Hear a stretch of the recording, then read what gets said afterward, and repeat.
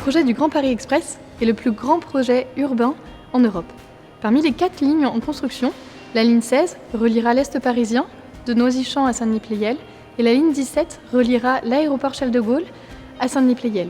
Cela représente l'équipement de 16 gares, 2 qui sont communes aux lignes 16 et 17, 8 qui sont propres à la ligne 16 et 6 qui sont propres à la ligne 17, soit un total de 1800 mètres linéaires de quais à équiper.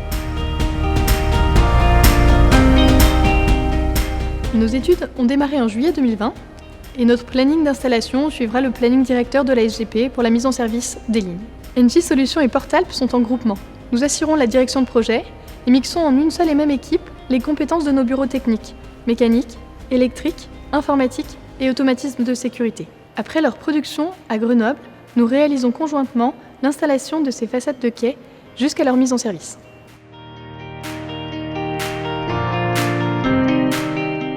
Nous sommes aujourd'hui en phase d'étude et nous venons de passer une étape importante pour le projet, la réalisation de la maquette esthétique à l'échelle 1:1. Cette maquette est le fruit du travail des bureaux d'études Engie Solutions Portalp et plus particulièrement de l'équipe mécanique. Mon rôle au début du projet a été de définir la façade de quai en fonction des exigences du contrat. Ensuite, j'ai pu modéliser en collaboration avec le bureau d'études l'enveloppe extérieure de la maquette. Il restait enfin de valider l'esthétique de la maquette. Pendant plusieurs mois, j'ai beaucoup échangé avec le designer de l'agence Patrick Jouin et le bureau d'études pour modéliser la maquette esthétique sur un logiciel de CAO. Nous avons organisé des réunions régulières avec le designer et les autres intervenants du projet pour valider des solutions techniques en fonction des contraintes du projet. Une fois que tous les choix esthétiques ont été validés par le designer, nous avons pu lancer la maquette en fabrication. La direction du projet a décidé de sous-traiter cette étape à TM Agencement, une filiale du groupe Portalp. La maquette est réalisée principalement en verre, en résine de synthèse pour l'extrémité de quai et pour le seuil, et aussi en bois. Elle a été présentée dans nos locaux à Caen, à la maîtrise d'ouvrage et au designer.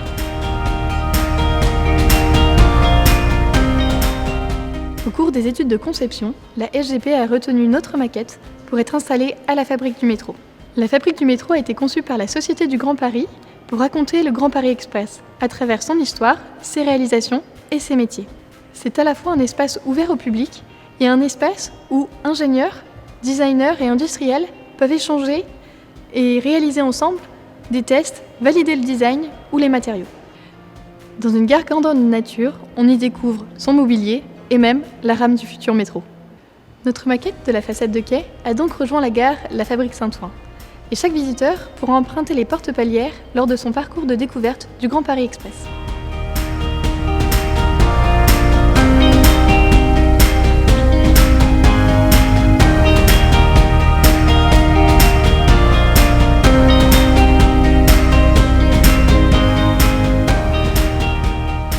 La façade de quai qu'a amené l'entreprise Portalp fait partie des maquettes les plus abouties qu'on a à ce jour à la Fabrique du métro.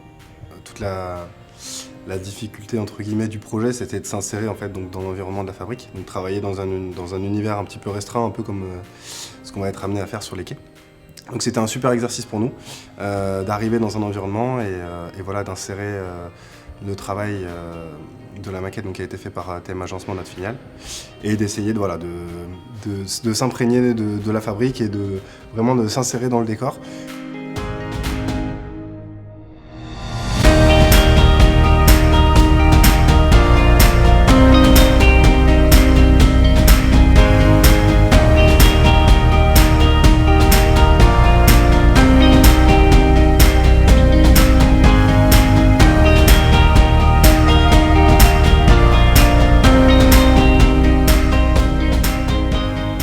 On va donner à vivre une expérience de voyageur encore plus poussée, parce que la Fabrique du métro, c'est vraiment immerger les gens dans un vrai quai, dans une vraie rame de métro.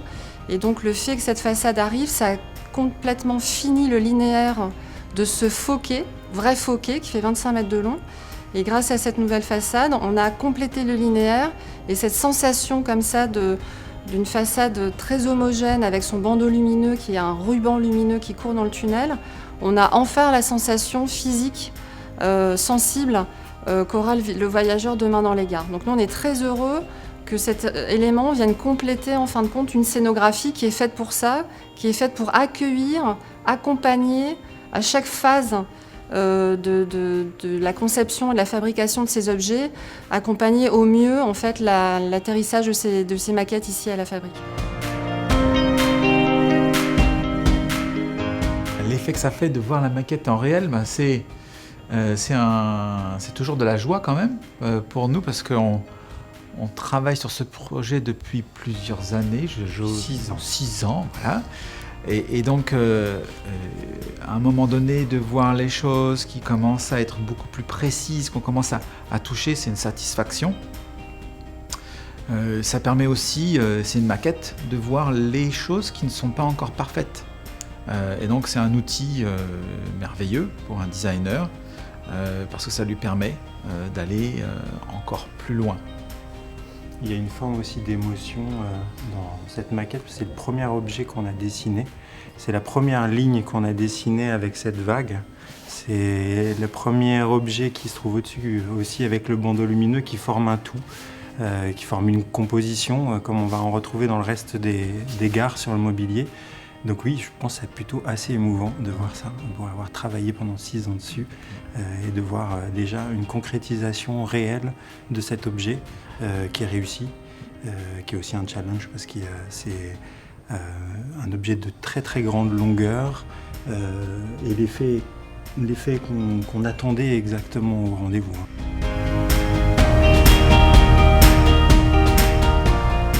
Un moment qui est essentiel, c'est qu'il y ait une relation justement avec l'industriel. On l'attend, cette relation. C'est une relation humaine, mais c'est nous, on vient avec du papier, on vient avec des idées, avec des mots, avec une intention, et avec ce dialogue, ça va se transformer en quelque chose qui va exister. Et si cette relation, elle n'est pas parfaite, en fin de compte, ça veut dire que le courant ne passe pas, et à la fin, le projet, il ne sera pas aussi bien que ce qu'on attendait. Forcément, il y aura une déperdition. Donc, la relation, elle est essentielle.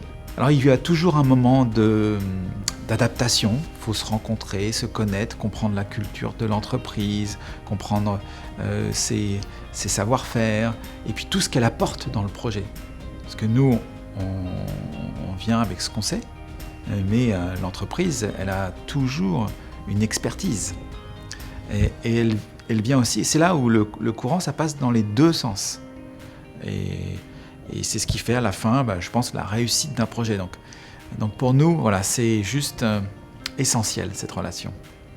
Et puis, vraiment avec l'entreprise Portable, c'était je pense une belle écoute en fait, commune pendant toute cette première phase de maquettage. Il y a la suite, il y a la phase d'industrialisation qui est aussi une autre étape qui est extrêmement importante parce que on va affiner tous les détails. Je remercie vraiment l'entreprise Portable qui est vraiment pas mal, avec qui on arrive vraiment à trouver le bon chemin.